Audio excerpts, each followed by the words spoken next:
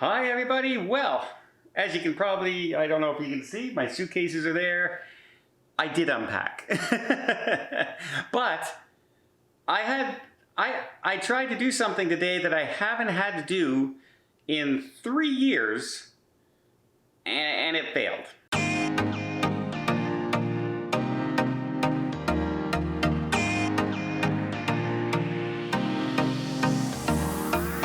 So just before I went on my Panama Canal cruise, I went to my bank and I asked them, do you, I know you give American money here exchange, but do you give euros as well? And they said, absolutely, we always carry a supply of euros. I said, great. So I got back, I'm leaving this week to head off to Amsterdam. And I went into the bank and I said, hi, I'd like to take out some euros, please. And they said, well, we don't have any. What? Oh yeah, we stock euros, but you have to make an appointment to get the euros. What? Now, it's not a major problem. I can go to an exchange place, get my euros, but I haven't had it. It just dawned on me, I haven't had to get euros for over 3 years now. And there are a lot of differences in getting ready to head over to Europe for a variety of reasons on your cruise, because right now I've been sailing out of North America and Canada, and they're completely kind of in sync in a ways, a little bit different in testing, a little bit different in requirements, but overall it's the same kind of thing. Routine, you gotta go. If you're going to Canada, you gotta get some Canadian dollars. You're going to the United States, you gotta get some US dollars. You gotta make sure you show your vaccination proof if you wanna get on a cruise ship. But going to Europe is different, because I found out it's not 2 days for testing, it's 3 days for testing if you're fully vaccinated. I'm fully vaccinated.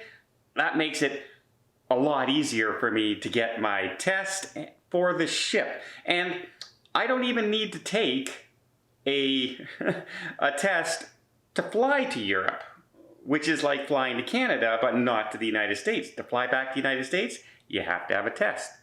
To fly to Canada, and now I found out, Amsterdam, I don't need to get a test, which makes, again, the timing of getting things ready and your trip so much easier.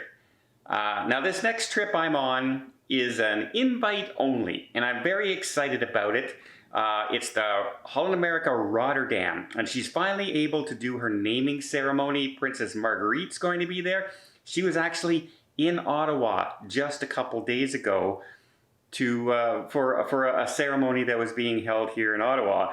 She might be on my flight flying back, because I think she's still in town right now meeting some dignitaries here in Canada. Well, that would be interesting. Now, what's kind of strange, I've been gone for like 16 days, completely out of touch with the people who are arranging my trip, which means I have my booking number for my cruise, but when I logged into Holland America, I can't do my check. It doesn't come up. It says booking not found, and so I can't do my safety assessment. I can't log in. I can't make sure my insurance is there. I can't pay for anything. I can't book anything. I can't get in.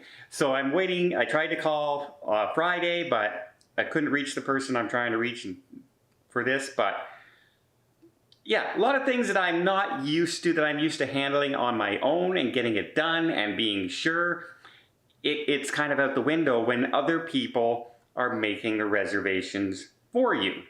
And it's not like if you call a travel agent and you say, I want you to book me this type of cabin, I want you to book me in this location, I want you to do this and that and this and that and the other thing.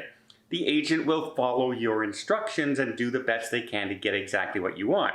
In this case, I'm not choosing anything. They're putting me in a cabin. They're choosing my seats for the plane. They're choosing what hotel I'm staying at because it's a whole bunch of people all together going on this trip for this celebration that they're doing for Holland America and the Rotterdam. And it's pretty neat that the Rotterdam is being celebrated in Rotterdam, and it's going to be a very big celebration, a lot of fun. I'm really looking forward to getting there. I was a little worried because a lot of people, like I said before, on my cruise started testing positive when they got home. I've now tested myself twice. I'm negative. Angelina was tested at the airport. She was one of those random tests. They didn't test me, they tested her. Me, who's traveled to the United States and Canada 14 times since the pandemic lifted sort of thing for cruising. This was her first trip, and she was pulled aside, and I still haven't been yet. Luck of the draw, I guess, luck of the draw. But she tested negative, so we are good.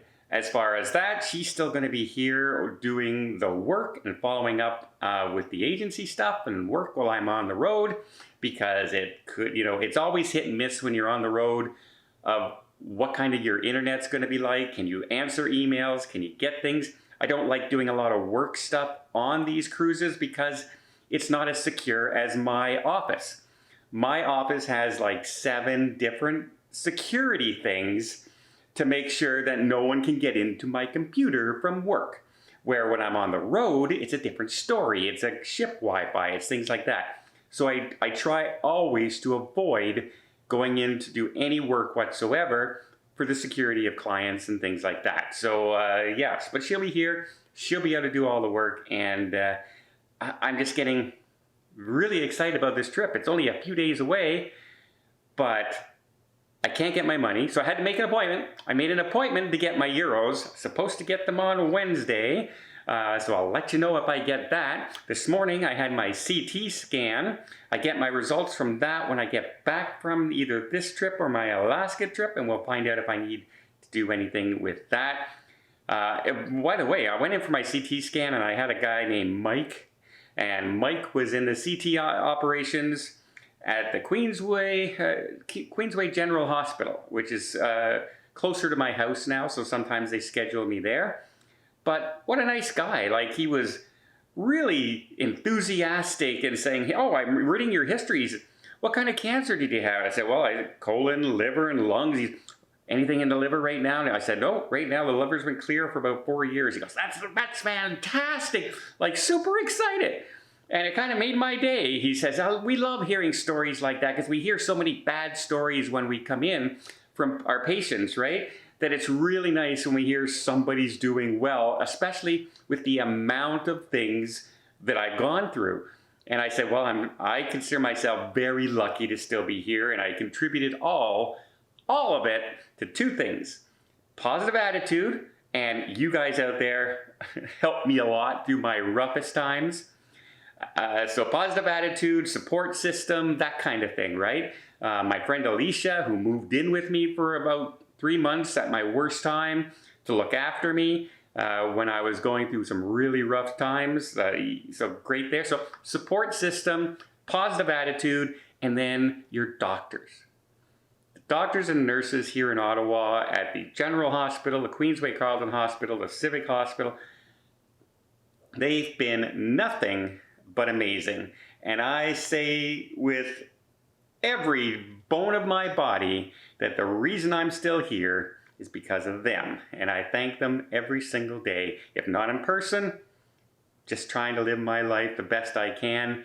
And I'm sure that's what they want for every patient that they ever see. But yeah, I kind of ran this video's all over the place, isn't it? It started off talking about money, and it started ending in treatments. But stay tuned. I'm heading off.